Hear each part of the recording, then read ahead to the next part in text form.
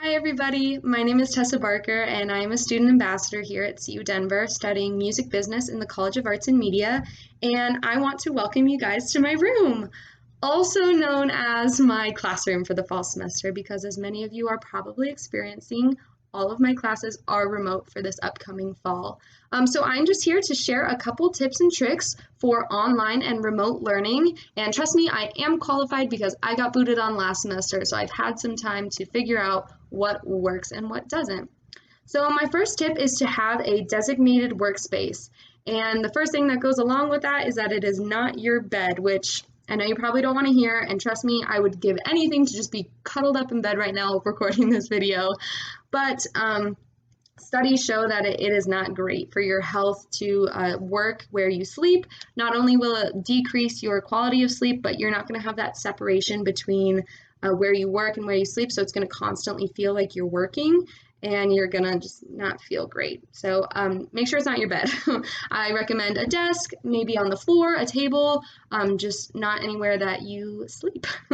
And then my second tip is in a well-lit area. So I sit in front of a window, and that is because you're on Zoom, so you want some good lighting. And then also just, again, for your own mental health, you don't want to associate like a dark room with learning. It's just not going to make learning fun for you. And then on top of that, make sure your workspace is somewhere where you want to be at. So I've decorated my desk with just a bunch of plants that make me really happy, and some pictures and a diffuser, and it's just a really cozy space that I actually want to go to every day instead of I feel like, oh, I have to go to my desk. And so again, going on with that, in an area that you can focus in. So I feel really comfortable and confident in my workspace, and it's not noisy. Again, I'm in my room, so I don't have a lot of interruptions. So just make sure that it is an area where you can focus and where you want to be doing your work. Moving on, the next part was definitely the hardest for me to get on board with this past semester in the spring, but it is to remove distractions, which I know can be super hard, especially when you're not being held as accountable as when you're in person. So the three main things I had issues with were music, just literally not paying attention and like having music playing and the sound like turned down. So don't want to have that. Definitely my phone. I was on my phone way too much, and not only, when I look back, not only is that just so disrespectful, but I was like zoning in and out of class and had no clue what was going on. So I keep my phone now on my bedside table over there, so we're not going to have that with us. And then the last thing are other tabs, which I know can be kind of tricky because you are going to be on your computer most likely. But professors can tell when you are like watching something, your eyes aren't tracking. So I just highly recommend closing all other tabs and doing your best to stay focused. And this next set of tips is to help you stay focused and to remove those distractions, and that is to engage yourself in the lecture or in the Zoom or whatever you guys are doing in class. So you can do that through asking questions. Your professors are definitely going to reiterate this, but make sure you always feel comfortable unmuting yourself and just asking out loud, typing it in the chat box. You can even just send a private message via the chat box to your professor so nobody else sees it. That's a great way to hold yourself accountable and make sure that you are staying involved in the class. The next thing I would recommend is to connect with classmates, maybe at the beginning of the semester.